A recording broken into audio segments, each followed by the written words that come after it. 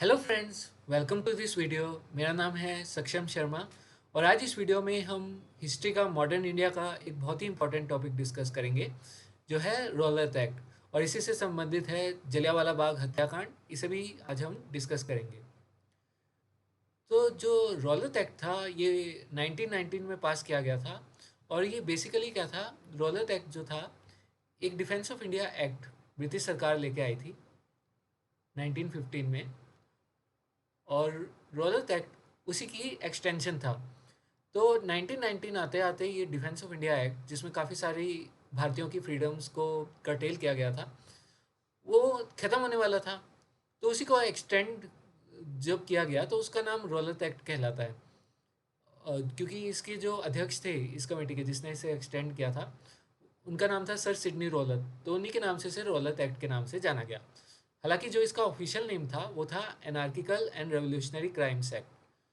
तो ये act finally पास हो जाता है मार्च 1919 में। और सरकार जो रीज़न देती है कि हम इस एक्ट के थ्रू भारत के अंदर जो रेवोल्यूशनरी टेररिस्ट की एक्टिविटीज़ हैं उनको रोकना चाह रहे हैं।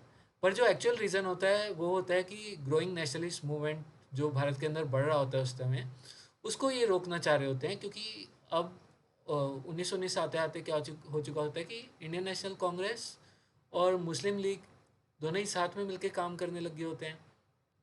और देश के अंदर काफ़ी जो है नेशनल मूवमेंट काफ़ी ज़ोर शोर पे होता है।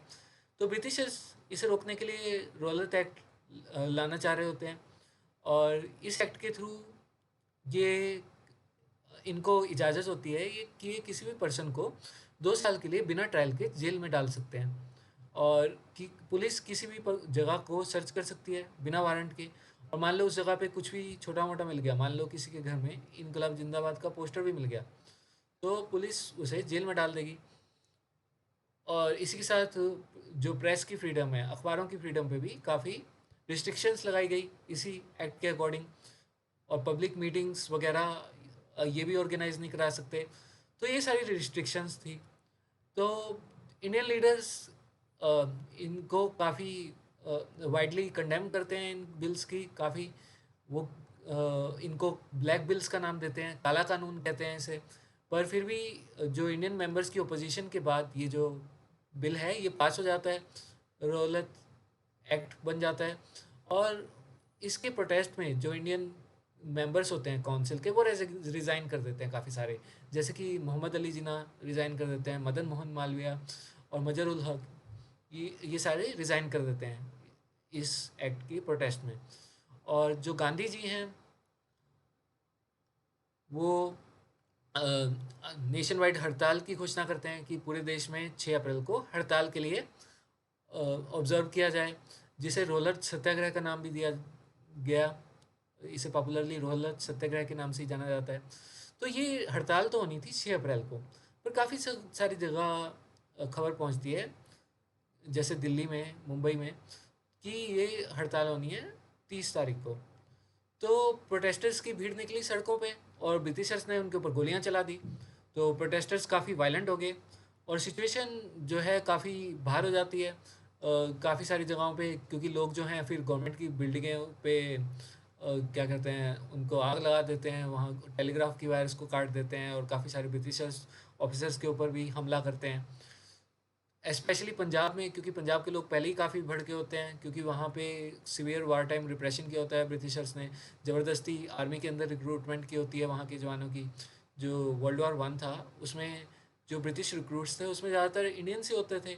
और इंडिया में भी ज़्यादातर वो रिक्रूट कहाँ से करते थे, पंजाब से। और प्लेग के कारण भी वहाँ के लोग काफ़ी परेशान होते हैं। और इसी दौरान क्या होता है, पंजाब में जो उनके पॉपुलर लीडर्स होते हैं दो, सत्यपाल और सैफुद्दीन किचलू, इनको भी पुलिस पकड़ के कहीं ले जाती है। और जनता को कोई खबर नहीं होती कि ये लीडर्स अरेस्ट करके कहाँ ले जाए गए हैं। तो इनकी इसके अगेंस्ट काफ़ी प्रोटेस्ट शुरू हो जाते हैं पंजाब में जगह जगह।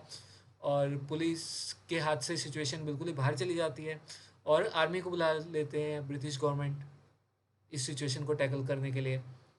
और वहाँ पे आते हैं जनरल डायर इस समय, और वो पूरे पंजाब के अंदर मार्शल लॉ डिक्लेयर कर देते हैं। इस मार्शल लॉ के अकॉर्डिंग 4 से ज़्यादा लोग किसी जगह असेंबल करने में उनको मनाही थी। और काफ़ी सारे लोगों को तो ये बात पता भी नहीं होती है।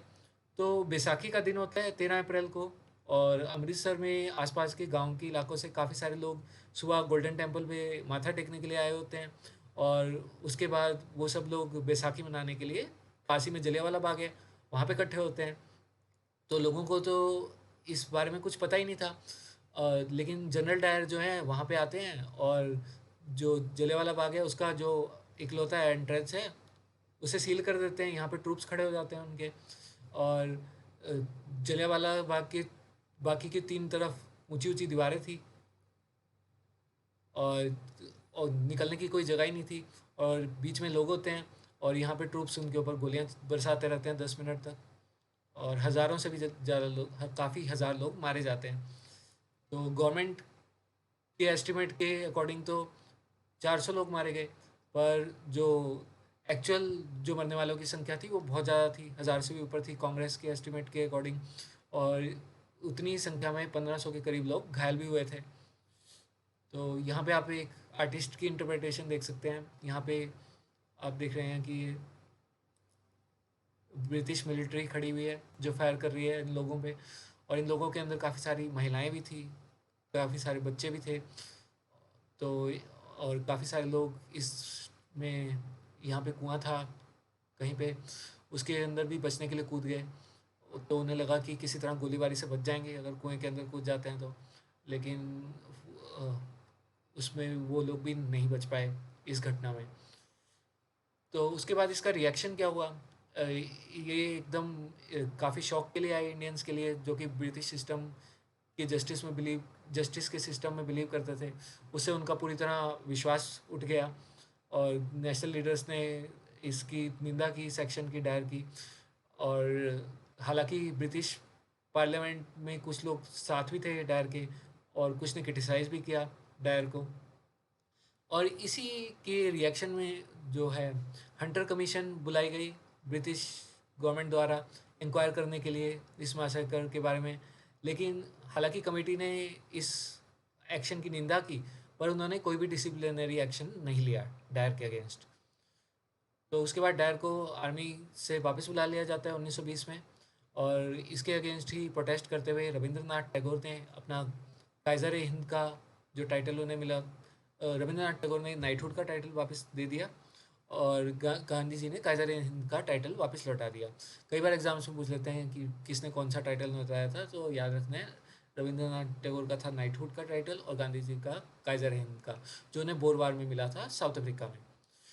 और बाद में 1940 में लंदन में उधम सिंह जो हैं, वो जाके माइकल और डायर की हत्या कर देते हैं इसी का बदले लेते हुए। तो उस टाइम माइकल और डायर जो थे लेफ्टिनेंट गवर्नर थे पंजाब के। इनको जनरल डायर से कंफ्यूज मत करना, कुछ लोग कंफ्यूज कर लेते हैं। तो ये लेफ्टिनेंट गवर्नर थे पंजाब के माइकल और डायर, जिन्होंने अप्रूवल दिया था जनरल डायर के एक्शंस को। तो इनके असैसिनेशन करके वो बदला लेते हैं जलियांवाला बाग हत्याकांड का। और ऐसा माना जाता है कि उधम सिंह भी उस समय जब मासेकर हुआ था जलियांवाला बाग में, उस समय वहाँ पे जलियांवाला बाग में मौजूद थे। तो अल्टीमेटली रिजल्ट क्या मिलता है? ये हड़ताल फिर कैंसिल करनी पड़ती है गांधी जी को, जो रोलर सत्याग्रह है, क्योंकि काफ़ी वायलेंट हो जाती हैं पूरे देश के अंदर जलियांवाला बाग के बाद गतिविधियाँ।